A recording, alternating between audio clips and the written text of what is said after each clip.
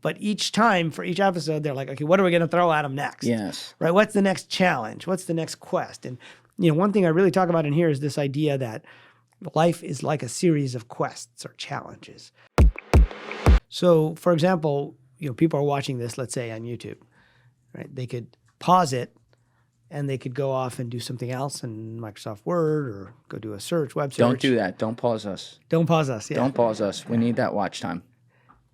And now it looks as if nothing has happened, right? If they came back and just started watching at that point, because the timer inside the program, and when you have a you have like multiple processes running in a computer, each process doesn't know about the other processes. So there could, in fact, be times when you stop. Reality could be stopped, and then we come back in, and we're continuing thinking that, no time has passed. Yeah. Did you ever watch the Adjustment Bureau? Is that Matt Damon? Yeah, Matt Damon and Emily Blunt. Yep. And so that was based on a Philip K. Dick short story called The Adjustment Team. And he walks in on this adjustment team in his office, and everything is frozen in the office.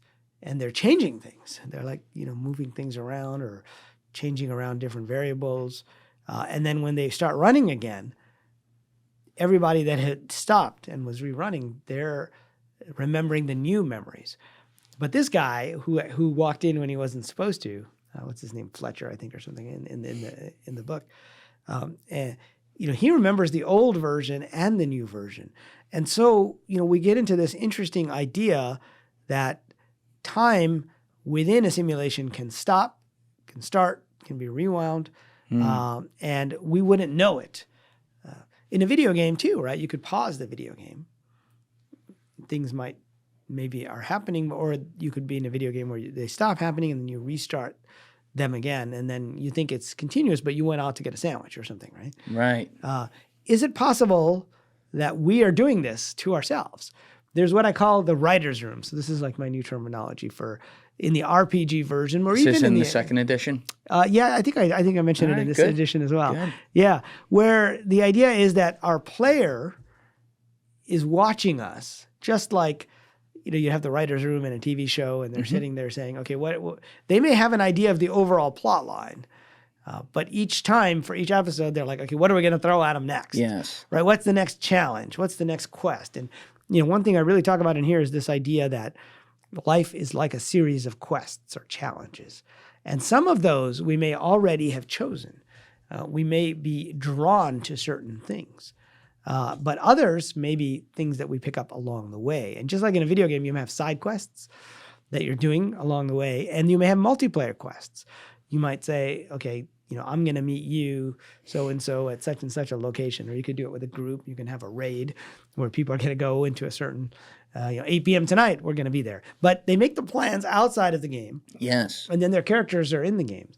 And that, to me, is an interesting metaphor for what might be happening with our players outside the game, saying, okay, what are we going to do next for this specific person?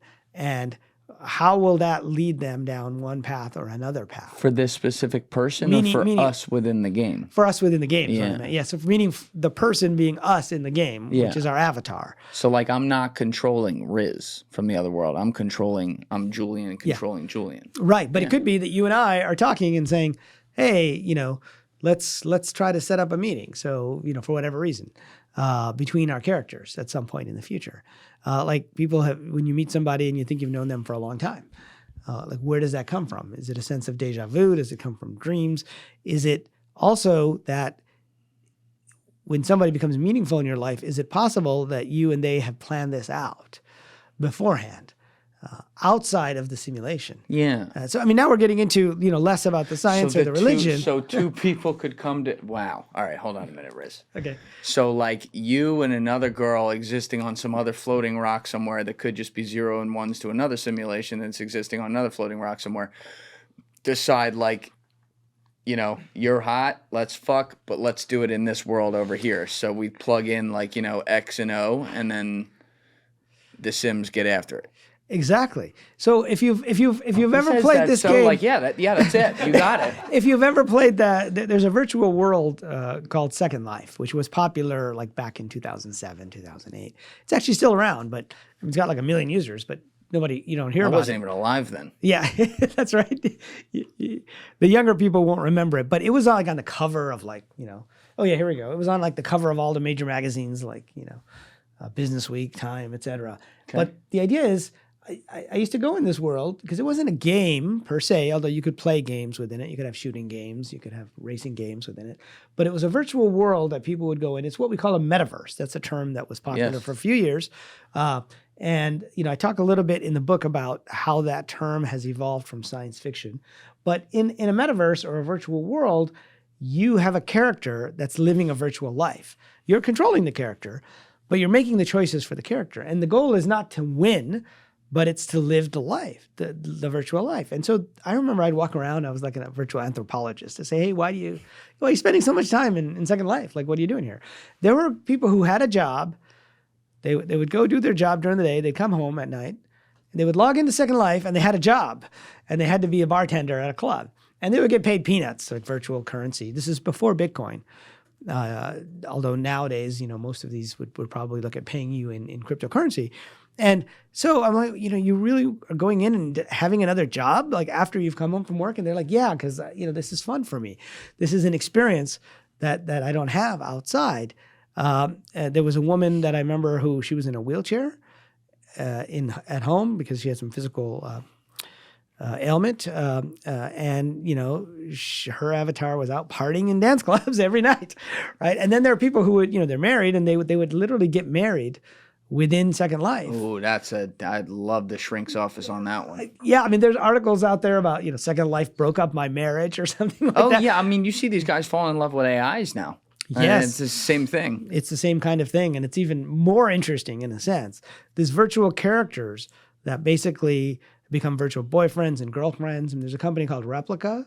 It's been out there for a while, even before ChatGPT, and people were using them as virtual friends, but oftentimes they were using them in these kind of sexting type situations, and they would charge you to like have pictures. And then at one point they cut off the sexting. They said you can't no longer have sexual conversations with your replica or your friends. And then all the users, not all the users, but a significant number of users. Thank you guys for checking out this clip. If you haven't already subscribed, please subscribe and hit the like button on this video. It is a huge, huge help. And if you'd like to check out this clip's full podcast episode, that link is in the description below or right here. And finally, you can follow me on Instagram and X by using the links in my description below.